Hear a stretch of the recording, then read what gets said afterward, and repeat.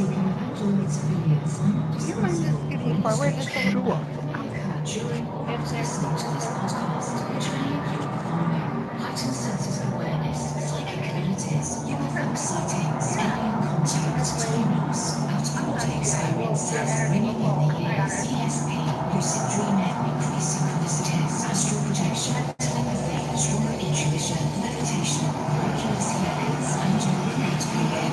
These are advised to listen at your own discretion. Is your feet comfy like that?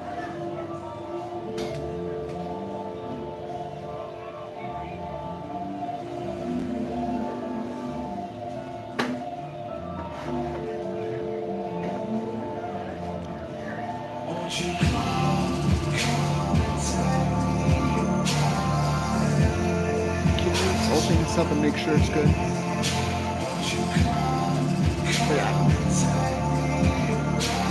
Area. Area.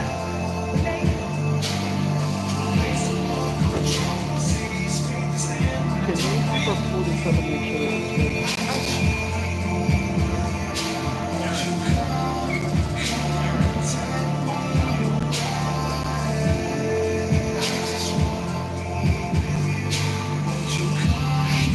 Welcome to the TruthSeekah podcast. Our host, Psychic Saturdays Ungodly. North Savage. Streaming live at TruthSeekah.com. She's not a Christian. Portal to the paranormal, esoteric, and all things spiritual. She's tampering it down, standing stuff. And now, your host, TruthSeekah. What's up, ladies and gentlemen? You heard the man. I'm TruthSeekah. This is the TruthSeekah podcast. Y'all make some noise. Woo-woo! All right, so this is our first live episode that we're doing on location. Streaming live from Shanti Fest over here in the beautiful Tallahassee, Florida. What's up? JAH Love is with me.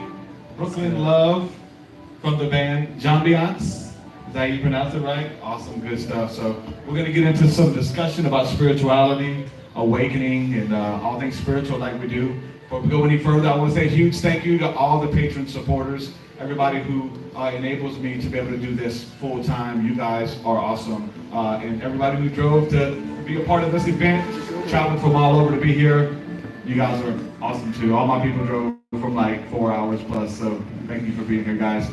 Good stuff. So, if you want to support, patreon.com/TruthSeekah, you get access to a bunch of cool stuff that way. So make sure you guys check that out.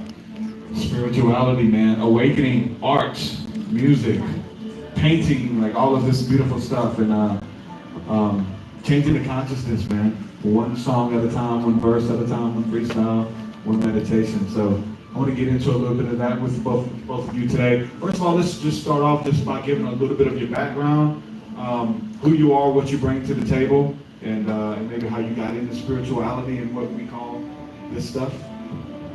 Hey everybody. So, from a child, I was always really into music, and I was introduced to spirituality at a very young age, reading books about witchcraft and like science to just exploring things that weren't really explored much. It seems where I like grew up. So that's where that kind of all started.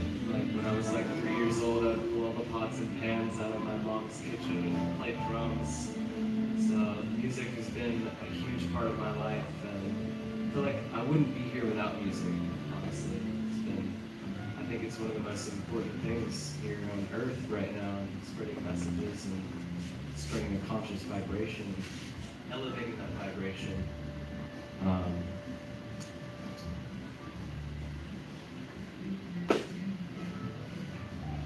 Well, for me, I was raised Methodist, and I grew up in a little small town called Choppy, and it's a little redneck town, so I kind of stuck out at a young age as a lesbian, but I always loved God a lot, and because of my sexuality, I ended up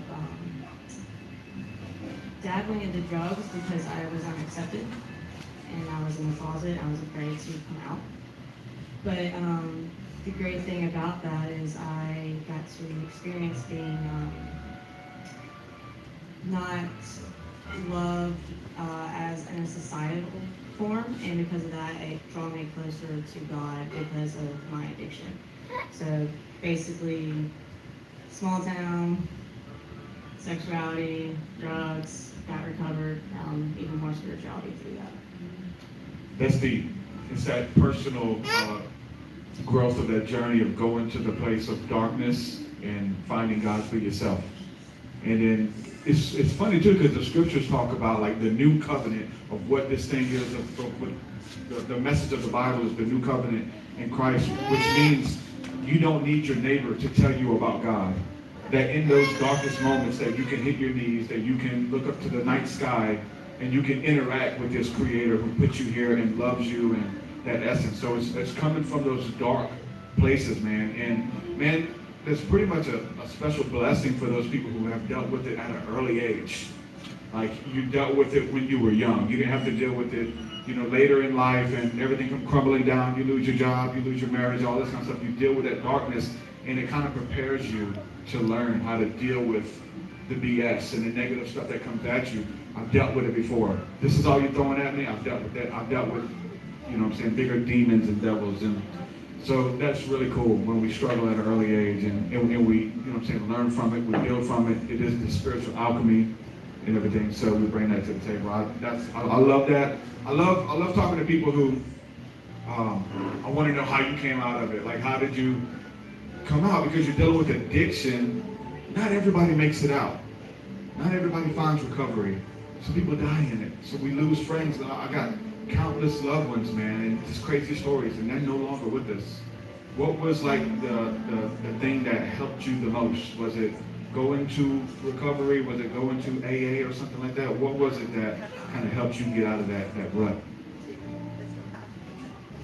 I would say for me, it would be step one. I realized that this reality hit me. Like I was living the same cycle over and over again of just heartbreak and just, I don't know how to explain it, like the same cycle over and over again where just in the same bar, same people, and experience the same type of heartbreak, the same type of betrayal. I was looking for connection in the wrong places. And I think I eventually was not in denial of that anymore. I was like, you know what, I'm living in insanity. And that's when I kind of I surrendered right then and there. It wasn't something that I went to a meeting or I went to church. It was like my God moment was in my bed when I was broken. So I think it was when I finally accepted that, you know what, this is my reality and I can't run away from it anymore. It's awesome. What about you, man? Have you ever struggled with addiction or substance of any kind?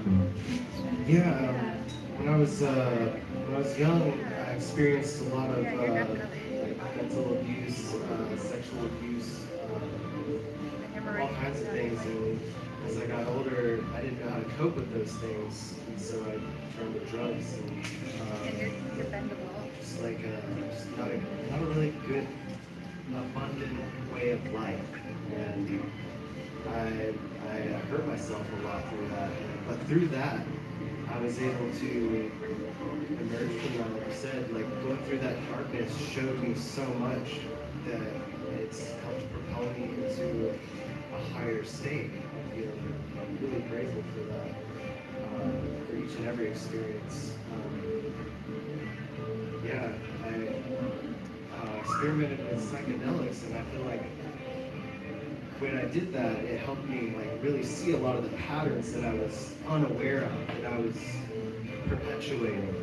And I was able to say, oh, I don't like this.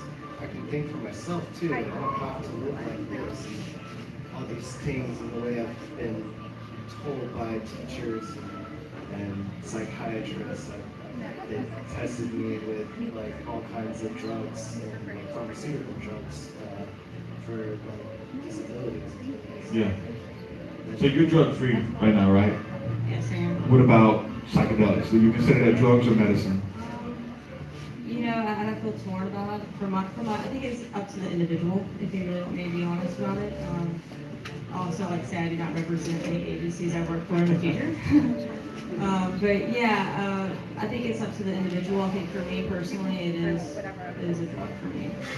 Because I'm really good at taking something that's a medicine and becoming addicted to it and overdoing it. I can take a small thing and turn it into a big to-do. Oh yeah, like, It's easy. like this is my reality forever. It's easy to find that escape, that little easy escape, and it's always like the patterns that are usually destructive in our lives is the quick fixes. What can give me joy that I didn't have to work for? Like you have to work hard to feel good usually. Like you have to do things. If you want to create a event, you got to plan. You guys help plan this event, right? You guys help bring everybody together. We traveled from all over to be here. And you had to send out emails. You had to talk with the people who own the building. You had to get with bands. And then we can all come together and enjoy this and feel the euphoria and have fun together. But it takes a lot of work to do that. And just like anything in life, a great marriage, a great friendship, a great relationship with God, like you have to work at all that stuff. Nothing's given. So with the drug thing, it's the quick release or the easy happiness or the alcoholism or pornography addiction, whatever. It's this instant release of dopamine and serotonin and things that just give us this quick fix that, hey, you didn't work for that. You didn't work for that. I'm going to take it back from you. But then the next day, you kind of come down from that stuff and you feel bad. So having a great life, good friendship, all that stuff works, man. You know, and you can see it, right? If you want something, if you believe in something, you'll spend money on it. You're going to spend time investing in it and making something happen, creating it. So that's awesome. It's awesome to hear y'all's story. I want to, because I've talked to you online in private about spirituality and demons, evil spirits, those type of things, and we had a short conversation last night about some stuff, and exploring the idea of when we were little, and we had things going bump in the night. We're little kids, waking up with things in our room, weird stuff going on. We don't know what mom and dad's into, if they're into some type of witchcraft like you're talking about or whatever, just opening up doors to those realms. I feel like when you have those encounters as a little kid, I feel like you're marked. Like you're kind of put on the earth to do great things, and then there's this floodgate of evil that wants to stop it, wants to scare you and keep you away, keep you in the closet type understanding, right? What were some of the encounters you had as a kid that kind of made you know that the spirit realm was real, that things existed on the other side? I had so much stuff, and I'm doing what I'm doing right now because of things that happened to me when I was 4. You know what I'm saying? And it shaped me and it's played into the alchemy. You go first. Let me know if you've had any encounters.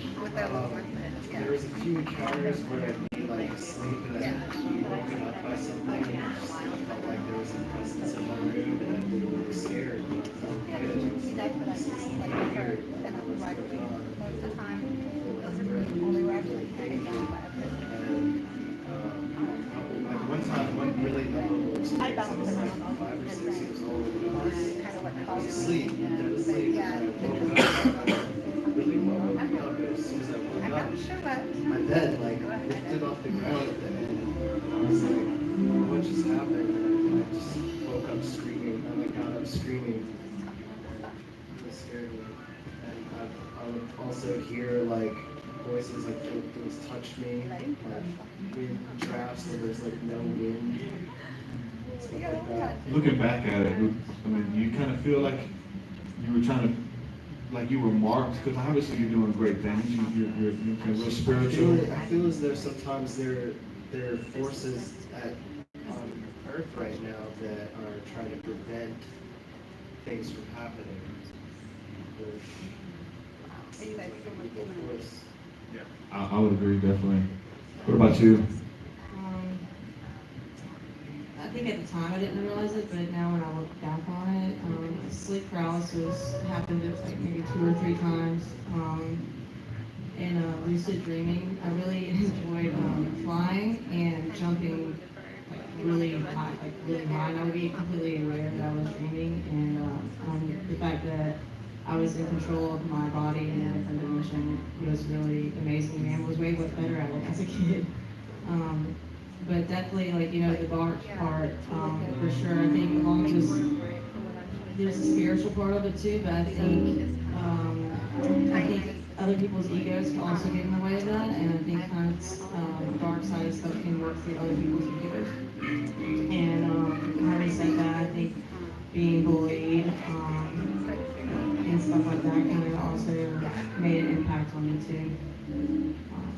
But like you said, it's a good thing to honor it and recognize it for what it is, and be able to break that karma cycle of whatever it may be. Are you able to see it in others? Like, because you dealt with that early on, and you know if somebody's in the closet, you know if somebody's being bullied, like you can pick up on that essence around them? Definitely. I've seen it with family members. I've seen it with past clients. It's basically not being understood and not receiving the love that you need while experiencing an extreme amount of shame. That, you know, it's natural, but at the same time, like, they need to be told, like, hey, it's natural to experience shame, but that's not who you are. You are not your experiences. You are not what people say you are. You're just the witness of life, you know. And, yeah. We have a lyric that I put in one of my songs. I actually got from Christy Lee. Life isn't happening to you. Life is happening through you. And everybody quotes that, and TruthSeekah, I love that lyric, but I got to give a shout out to Christy Lee because I got it from her. But that's the thing. It's like, you're not a victim anymore. You know what I'm saying? There comes a place where you have to kind of shift gears a little bit. You have to say, okay, I'm going to own this. I'm going to get healing from it. I'm going to forgive and walk in freedom. If not, those people who did those things to you, they have gone on with their life and they haven't thought twice about it. But we're stuck in a place of shame and guilt of something that happened to us when we were 13. You know, we've been carrying it for 20 years or 40 years, 60 years, some people. Some people go to their grave taking that stuff with them, and it affects their relationships moving forward with whoever the type of the person was, the type of persona that person had, whether they was a pastor, whether they was a father figure that walked out and is never there, or a boyfriend that beat you or left, and you start judging all men or all pastors according to this relationship you have with this one pastor, or all Muslims are this, or all Christians are that, or whatever. You start judging everything. So to be able to release that stuff and just go through life, and but it's not happening to you. You're not a victim of the circumstance, but you're a victor over this stuff. And you know what I'm saying? We're able to kind of cut the head off of that giant, like in a biblical sense, and hold it up and say, look, that giant that's been tormenting me for 20 years, there's his head. Take it. Addiction, whatever, perversion, whatever it is, and just get rid of it, man, and flaunt it and let people know. So that's awesome. You guys are vocal about everything that y'all are doing.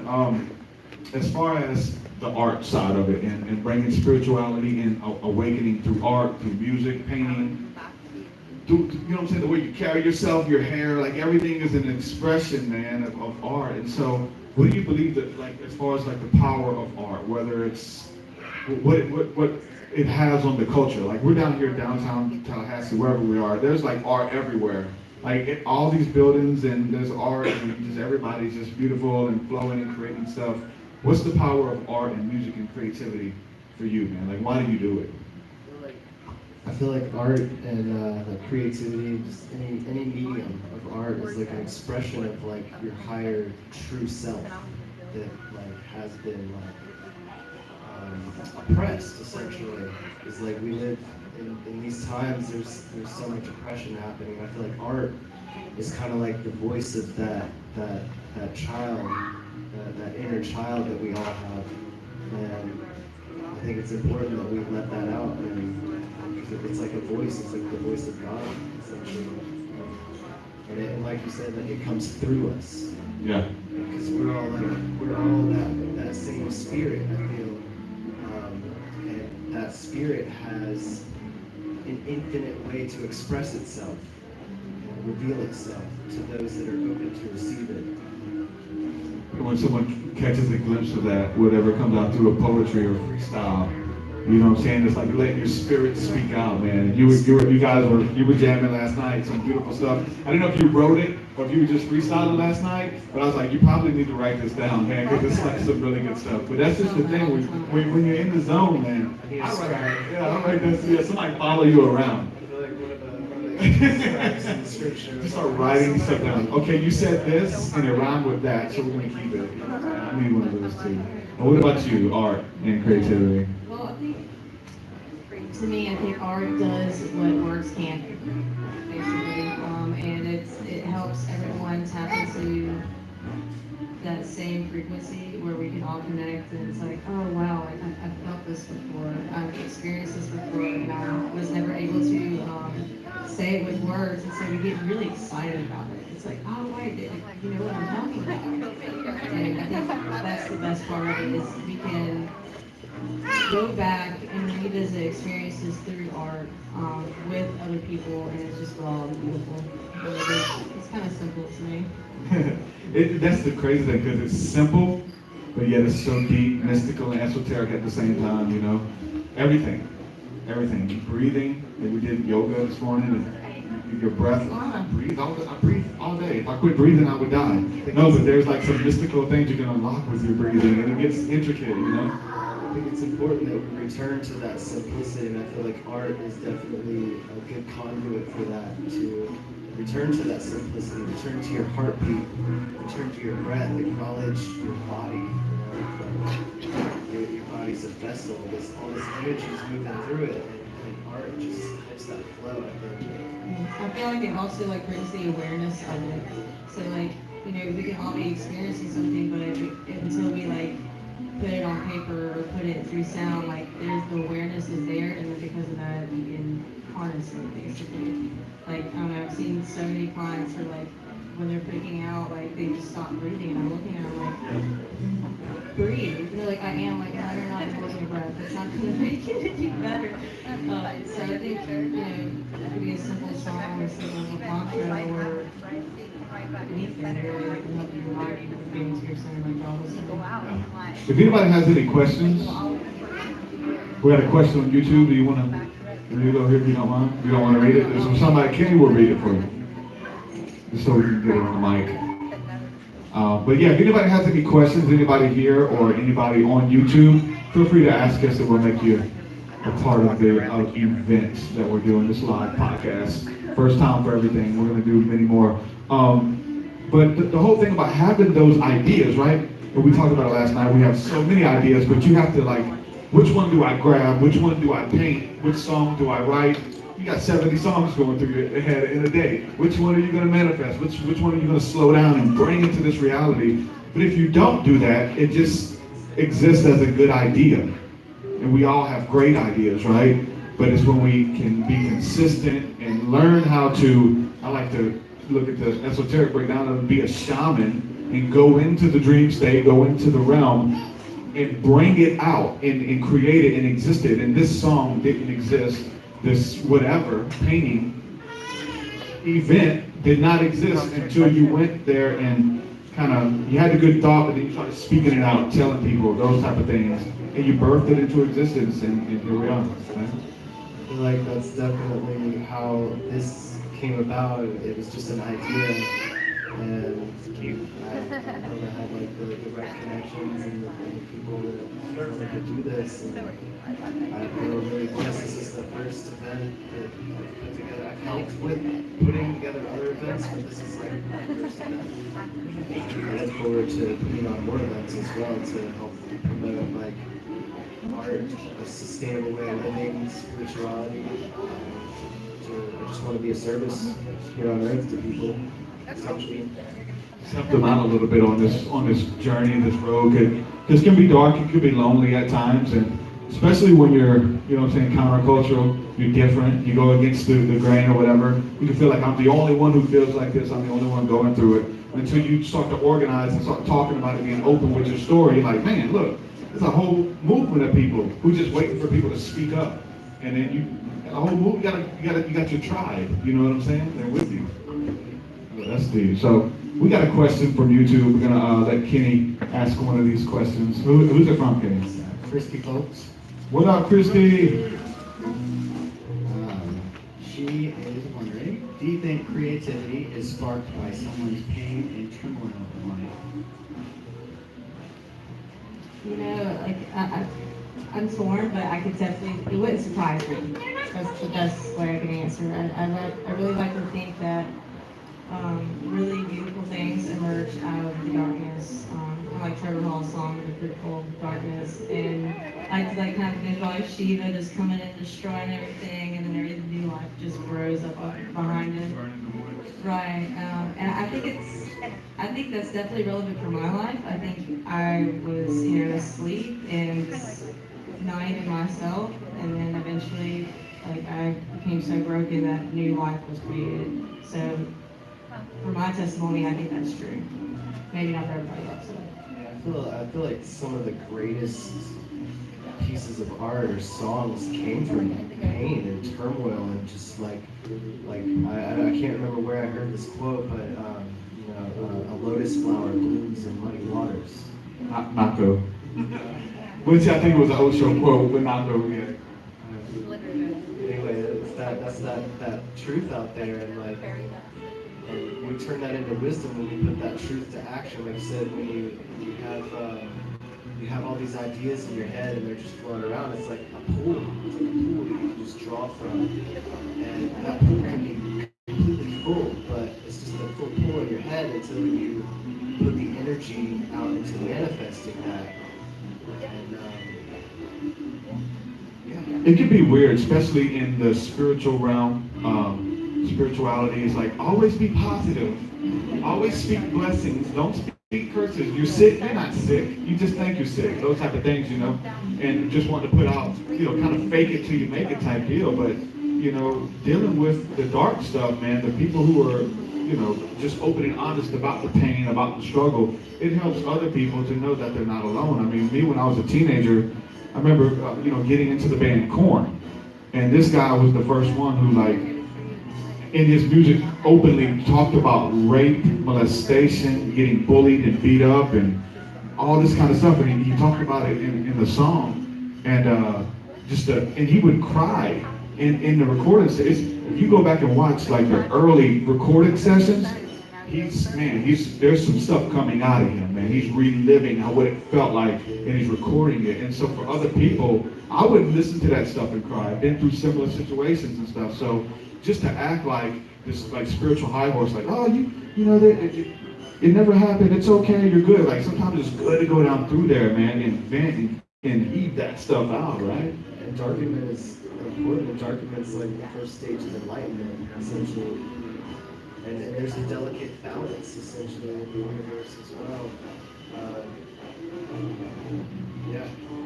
Lost my train of thought. Yeah, this the dark night of the soul. You gotta go through the darkness to the light. Yeah, and I was thinking, like, it's also very, like, it fuels me kind of thing. So, like, first it makes me realize, okay, like, I have to fucking make a change. Like, this is ridiculous. And then B, it fuels me and makes me, like, maintain whatever it is, maintain whatever lightness that I have in me. So it's like, okay, well, hey, here's my defect, here's my pain, what do I need to change, and how do I keep going, and how do I honor that? I think pain fuels art, pain fuels worship, it fuels prayer, like that's, like I don't know, for me, like I wouldn't want to connect so badly if I didn't experience pain, and so it's really important to respect that and understand it and honor it instead of being like, I don't want to experience this and resist it and be stuck in life. Like, do you really want to experience the same thing every day of your life? Like, no, that's not why we're here. Yeah, your deep calls out to deep, and those who have, like, if you've been forgiven of a lot, you've been freed of a lot, you have a lot to be thankful for. So there's this gratitude, like every day, approaching life with gratitude, like, hey, I'm not where I should be, but I'm not where I used to be. And I'm thankful that I'm even breathing, because I could name you 7, 8 times that I probably should have been dead or should have been in the psychiatric ward or came out of a ward or whatever the case is, right? And I'm still here. So every day is a blessing. Every conversation, every song, like everything is a blessing. And I'm thankful, and I want to help people who have been through similar things. It gives you an empathy for people. Like, you know what that demon looks like. You can sense it on people. You're able to be empathic, and then you have empathy where you want to help them and heal them, whether it's writing a song about it or whether it's having a conversation about it. You know what I'm saying? Bringing healing to those wounds, man, that a lot of people don't address. Kenny said we got some more comments here, some questions from YouTube. You're leading right into it. It's Great. Amazing. So, Spirit. on the next two questions, it's a follow-up from Christy Folks and then a question from Christian Ruvalakava. Yes. Butcher that. What up, Chrissy? Can a person's creativity or ideas be suppressed by their depression or sadness within themselves? It's kind of a follow-up to that. How do you get away from that numb feeling, or is that a start? Or that feeling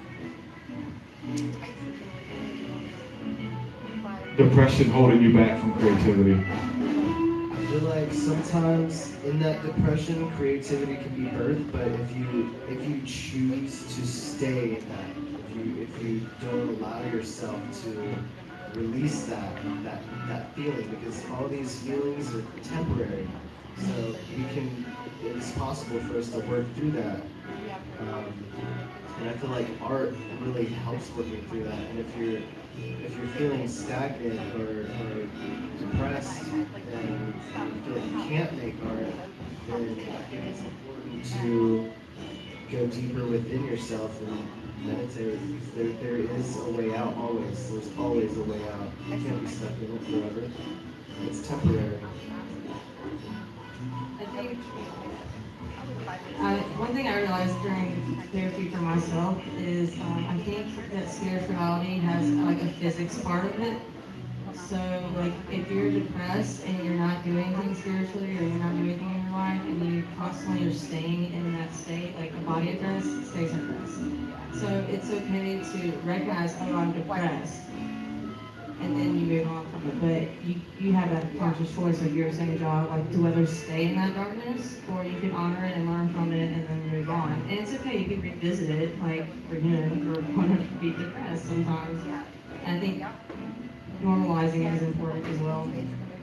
It's hard to come out of it sometimes though, even though we're talking about it, oh yeah, depression's this, but when you're in it, when you just feel like laying down and eating Oreos and playing video games or just doing nothing, like sometimes like it's hard to pull yourself out of that rut. You know that once I start doing these things, once I start drinking water, once I start fasting, doing yoga, meditating, I know I'm gonna feel better. But just like to pull myself out of that rut and do it, that's a journey sometimes. You It's a lot, know? for sure. But it always helps, man. Just exercising, like getting active, you know, and man, even just this morning, you know, shout out to everybody who was here for the yoga and Christy Lee for the meditation. That was beautiful. I feel refreshed from it. I've heard Joe Rogan say, like, if you want to meet the most chill people, go outside of a yoga studio where people have just done an hour of yoga, and they're going to be the most humble, chill, what's up, man? You know, meet those people. So, going back to art, spirituality, creativity in there, there's something just there about you creating something that wouldn't have existed without you breathing your breath of life into it, man. Whatever it may be. Hopefully it's something beautiful. You know, it's people creating wicked stuff and crazy stuff all the time. But something beautiful that's going to help people get through life, make their trip a little bit easier, a little bit more fun, a little bit more comfortable, let them know they're not alone. Those are the things that I like to focus on. But we're talking about the power of music, right? And I've been exploring these realms that you can enter in. So we have been able to listen to songs from Nako or whoever you want to name, Korn in my, you know, and they can take you back. Man, it's dark, but he can take you back to the bedroom while the molestation's going on. He has the power to bring you there and relive that with him, and you start crying and you're dirty after listening to it. Like, it has that power, right? Same thing with spirituality and what we're trying to bring to the table now. Like, we talk about stargazing and receiving messages while stargazing and lyrics and stuff and writing them down. And then when we put them into a song, we share them with people. And now you're translated in the spirit to the top of the mountain, stargazing with me as I had those. And thousands of people have been able to experience that and to understand the power of that energy. You know, that's why we want to create. We don't want to focus on the negative stuff. We want to create a positive space, because no matter where you are, you can put your headphones on and you could be on that mountain with us stargazing, or wherever you're going through the woods on psilocybin, like talking to God. Like, you can write something and pull people back you can relive that, man. Isn't that something interesting when people are playing music and it just has that energy to change the atmosphere? I was just thinking, like, sometimes, like what if God's like the artist and we're just like the paintbrushes, or we're the camera and we're the instrument, and like, I just think that'd be pretty cool. And then you're able to see that within each other. One thing I like that Josh says is that we're all mirrors of each other. And I think we're just all like this instrument mirror-like thing, and we all get so hyped up that we recognize that in each other. Yeah, I definitely get excited when I meet other people that have like either like gone through that pain, like the same pain that I've felt. I usually can feel like back to that. I usually can feel that when I meet people. I can see it in their eyes. There's just like this connection, this vibration. It's like familiar. It's like, oh, we've experienced a lot of the same things. We're a part of this. We're a part of the same dream, the same vision. And yeah, the power of music is incredible. That it can take us to like to relive those experiences so that we can process that and heal that within ourselves. It's like a time machine too. Yeah. Like you can put on a song that there's songs I don't listen to because it takes me back. I try not to listen to the corn stuff too much anymore, guys. Like, I don't want to go back to that place. But it has the ability to bring you back to, if you have a song with, what I'm saying, your lover or whatever, your song that when you met, this was the top song on the pop charts that was always on the radio when we met that season, right? And when that song comes on immediately, like, Chris Barr is playing with his phone over there. He can, he's watching live too, commenting with yeah, man, shout out to everybody in the live stream hanging out with us too. So, but yeah, as far as like Chris though, like we talked about a specific song. We talked about this yesterday. There's a song that means so much to me that I barely listen to it. Like I don't want the newness of that song to wear off. And you were talking about how it's able to bring you back to this encounter, psilocybin encounter. And as soon as you hear the opening note, the atmosphere changes. That's the power of music, man. You know what I'm saying? Vibration. Music, thought pattern, all of it, man. Everything is vibration. I feel like if you like examine it on a deep level, like the floor seems solid, but really it's a vibration. It's a low frequency. It's dense. So it's on the ground. Slow down. Just slow down the time, yeah. And so it's like it appears to be solid, but it's making a sound. We might not be able to hear it, but and sometimes through meditation and like practicing yoga and breath work, we can learn to hear these things. I've heard it called like the third ear, and like it's like you can hear more, especially when you normally hear it. It's hard sometimes because there's so much stimulation happening in cars, power lines, that affects the psychic network, essentially. It's electromagnetic, and we're electric. So it creates a lot of distortions in our reality. And so it can be difficult to hear with your and see with your mind's eye because there's so many distortions happening. But with practice, if you really want to hone those abilities, it's so possible. There's nothing stopping that. And we can work together and hone our abilities and create a stronger foundation of community on earth through these practices. One thing that I think is cool is like, I think people that have like also shared the same pain or like have tapped into like your third eye or third ear, is like all these people come together and they're creating art or music, whatever it may be, and then out of nowhere there's like this synchronicity where it's like as if we've been practicing the song our whole life, but it's like our first time playing it, and like, whoa, we just like created a hit song. Like out of nowhere in my garage. It's like, where did this stuff from? It's like we all tapped into the same frequency at the same time, and we all got to witness it. And it's just like, oh my gosh, it's so exciting.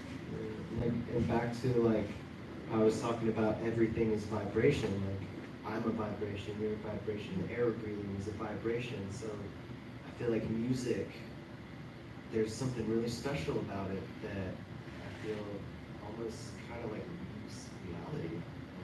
What we're experiencing right now. There's like a song, like the universe uni is one, verse is like song, one song. So it's like one song being expressed in an infinite, eternal presence. It's this never-ending. I don't know where it began. It seemed, like I said, it seems endless, and it's ever changing, ever shifting, ever shaping. There's many faces, many shapes, and it's beautiful. And like I feel through all that darkness and all the pain that I've experienced, and then everything shifting, and being able to process that information, like gratitude for everyone being here, because this is definitely a part of it. This is beyond us. This is so far beyond us. You're just able to catch that vibration, man, and kind of make it happen, pull it out. When we're talking about like life and vibration and the planet and the universe, like everything, the music of the spheres, like there's like science that shows you that the trees are creating like a little, they're like, had this metronome or whatever, they're the drums. There's a video somebody just shared out on, I think it was Esoteric Empire or something. But anyway, it was someone who had these little microphones that they put on a dandelion, a sunflower, and it was playing this really high-pitched angelic synth type, you know what I'm saying? And I've seen people take all of those tones and those noises. I mean, that's where we get the chant Om from. It's the sound of the sun, the song of the sun. And so we join with all creation, essentially singing their worship song back to the Creator. And then we kind of, can have our life and everything that we've been through, and we want to connect with that sound, and we all join in unison with the whales and everything that's vibrating, making that noise, and it's so beautiful. I feel like the ancients knew about this stuff, man. I read the ancient scriptures and all of them, right? And I feel like they knew something that we kind of are getting dumbed down or whatever. And it's about trying to recapture that stuff. Do you think like the Mayans, the Egyptians, the Hebrews, whoever, the Canaanites, do you think these people knew about this, that our body held this technology that we can tune in, that we can do different hand mudras and things like that, and tap into the frequency of the universe? You think they knew about Most that? definitely. If you look at a lot of culture all around the world, most knowledge wasn't passed down like traditional schooling that you see in the 20th century, the 19th century. A lot of that has been lost. But like I said, knowledge was passed down through song and dance. And I feel like it creates echoes, right? And it's like that connection. It's like a weightless, it's an open channel. And I feel like we've kind of lost that. But it's still here, most definitely. Like, there's still, I feel like the ancients still walk this earth. They're still here. They work through us. They work through everyone. It's I feel like they're trying to reach out to you at times, like when you can get quiet and you get those inspirations, like, I know something that they knew, and they're like communicating with me almost. Most definitely. There will be times where I'll be playing the guitar, or even just like walking, or like I'll meet somebody, and it's almost as if something just comes inside of me and takes over, and like I said, it's like not from me, it's coming through me and channeling information that's timeless information. And I think it's beautiful. It's very important that we continue this. I agree with that. Ancient culture. Somebody, something is communicating, right? And we're able to tap in, whether it's the Akashic records or heaven or whatever the case is. We're able to tune into something greater outside of ourselves and grab a piece of it and bring it. Especially, it's also when it's healing. So we're coming up on the end of the podcast. So let me ask you guys just one last question. Where do we go from here? Like, what's next? Do we just keep doing what's working? Consistency is good, right? This is working. Let's keep doing it. Let's keep building, telling people, expanding the message. Like, where do you go from here as far as moving forward with expansion? I think continuing to spread awareness of these things is essentially going to help propel us forward. And because the direction is I feel like it's kind of unknown, but it's known. Like the collective knows. There's like an elephant in the room, so we just got to keep communicating and keep getting the message out there, keep playing music, keep painting, keep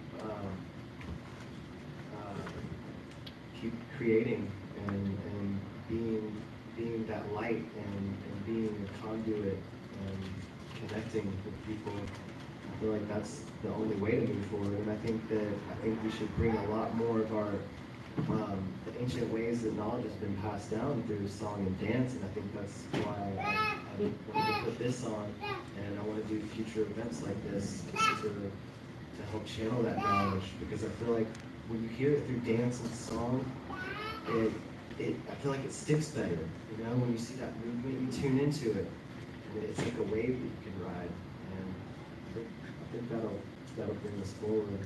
I'm definitely looking forward to continuing this path, and I don't know where physically it will take me, but I know that spiritually it's going to align everything. Everything is aligning, everything is falling into place, and that happens when we put that energy forward. So I feel like to move forward and just continue to believe in yourself, whatever it is you believe in, whatever your truth is, live that truth, and fly your freak flag, you know, like be weird, be whatever. When you're whatever it strange. is.